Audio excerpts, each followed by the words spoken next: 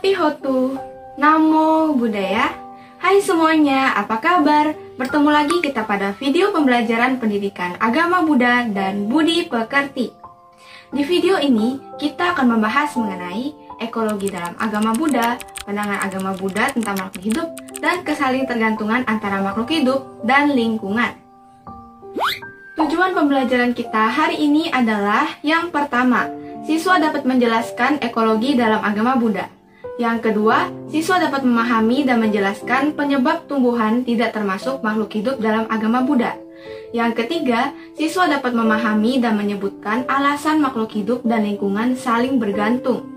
Yang keempat, siswa dapat mempraktikkan gaya hidup sehat dengan lebih memperhatikan keadaan lingkungan sekitar tempat hidupnya.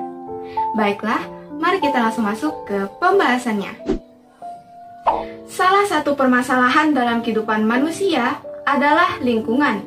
Sejak munculnya era teknologi modern, perubahan peradaban manusia semakin terasa. Hingga memasuki abad ke-22 ini, perubahan tersebut semakin mengarah ke perubahan lingkungan yang semakin rusak. Kehancuran hutan tropis, erosi tanah, polusi tanah air dan udara, hilangnya sumber air segar, melebarnya gurun pasir, pemusnahan beberapa spesies, pemanasan global, sehingga penipisan lapisan ozon stratosfer adalah perubahan lingkungan yang semakin mengkhawatirkan dan mengancam peradaban manusia. Manusia berlomba-lomba mencari kepuasan materi dengan mengeksploitasi alam. Manusia telah dibutakan oleh keserakahan. Mereka tidak menyadari bahwa mereka dapat hidup berkat dukungan alam. Kebutuhan hidup manusia, terutama makanan, berasal dari alam. Manusia juga membutuhkan oksigen untuk bernapas. Oleh karena itu, hendaknya manusia mengerti bahwa mereka sangat bergantung pada alam untuk hidup. Ketika alam hancur, manusia juga pasti akan hancur. Ekologi dalam agama Buddha.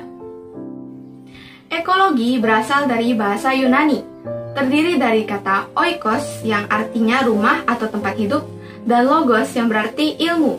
Pengertian ekologi menurut Kamus Besar Bahasa Indonesia adalah ilmu tentang hubungan timbal balik antara makhluk hidup dan kondisi alam sekitarnya atau lingkungannya. Agama Buddha menganggap bahwa alam dan sekitarnya sebagai Dhamma Dhatu, yaitu suatu kesatuan mutlak ketika suatu peristiwa yang terjadi di alam ini akan berpengaruh baik secara langsung maupun tidak langsung. Alam selalu mengalami perubahan dan berproses secara seimbang.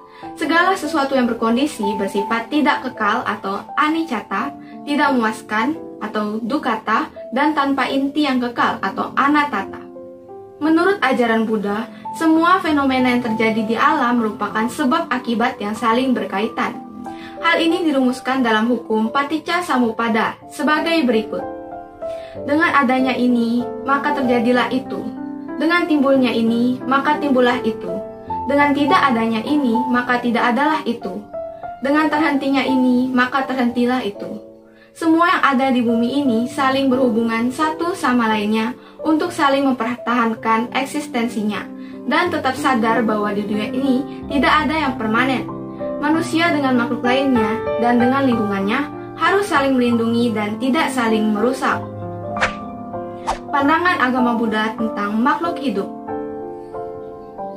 Makhluk hidup dalam ajaran Buddha adalah perpaduan antara jasmani atau fisik dan batin atau spirit.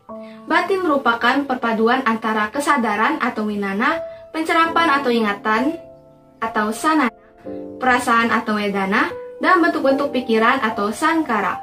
Makhluk hidup juga perpaduan antara 5 kelompok kehidupan atau pancakanda. Dalam lingkup alam manusia, yang termasuk makhluk hidup adalah manusia dan hewan. Sedangkan tumbuhan tidak termasuk makhluk hidup. Tumbuhan hanya memiliki jasmani dan tidak memiliki batin. Makhluk hidup atau manusia dan hewan sebagai sesuatu yang berkondisi, mempunyai sifat selalu berubah-ubah atau anicca, tidak memuaskan atau menderita atau dukkha, dan bersifat tidak mempunyai inti yang kekal atau anattata. Kesalingtergantungan antara makhluk hidup dan lingkungan. Sejak awal adanya manusia, sudah terjadi interaksi antara manusia dengan alam sekitar. Awal peradaban maju nenek moyang manusia ditandai dengan ditemukannya api. Namun, sudah sejak lama sebelum dimulainya peradaban manusia dalam mengenal api, manusia telah berburu dan ini merupakan interaksi dengan hewan. Bahkan, peradaban selanjutnya manusia memanfaatkan hewan untuk diternak demi memenuhi kebutuhan hidup. Manusia telah memanfaatkan alam untuk membuat alat berburu. Kemudian, era bercocok tanam setelah nenek moyang manusia hidup menetap. Selain itu, manusia membutuhkan makanan, air, dan udara yang bersih, yang semuanya merupakan bagian dari lingkungan tempat manusia hidup. Hewan dan alam juga saling berinteraksi. Banyak hewan yang hidup dengan sumber makanan dari alam atau tumbuhan. Banyak tumbuhan yang memerlukan bantuan hewan untuk berkembang, seperti serangga membantu penyerbukan bunga, kotoran atau bangkai hewan yang mati menyuburkan tanah, dan sebagainya. Dari penjelasan tersebut, dapat kita simpulkan bahwa manusia, hewan, dan alam atau lingkungan saling mempengaruhi. Ketika salah satu bagian dari suatu sistem rusak, dampaknya akan dirasakan oleh seluruh sistem tersebut. Rusaknya lingkungan akan mengakibatkan kehancuran manusia pada akhirnya.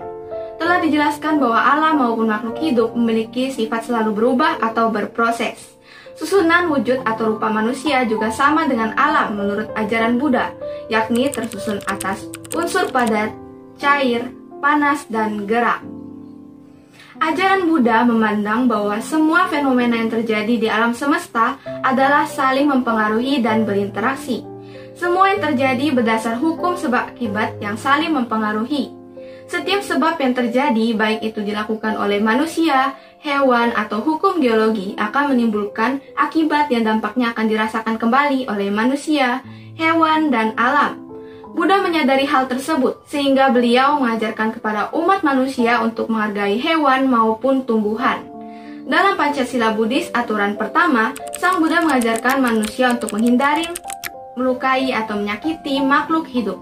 Sang Buddha mengajarkan demikian dikarenakan beliau tahu bahwa manusia perlu menghargai hewan demi menjaga keseimbangan ekosistem. Beliau juga mengajarkan manusia untuk menghargai tumbuh-tumbuhan. Jadi, ajaran Buddha memandang bahwa manusia, hewan, dan alam saling mempengaruhi dan berinteraksi. Demikian video pembelajaran kita pada hari ini. Apabila terdapat pertanyaan atau komentar, silakan ditanyakan dan disampaikan pada kolom komentar atau pada forum pembelajaran kita hari ini. Pada video pembelajaran selanjutnya, kita akan membahas mengenai permasalahan kebersihan lingkungan. Terima kasih karena telah menonton video ini sampai habis. Semoga Buddha selalu memberkati kita semua. Soti Hotu, Namo Buddhaya. Terima kasih.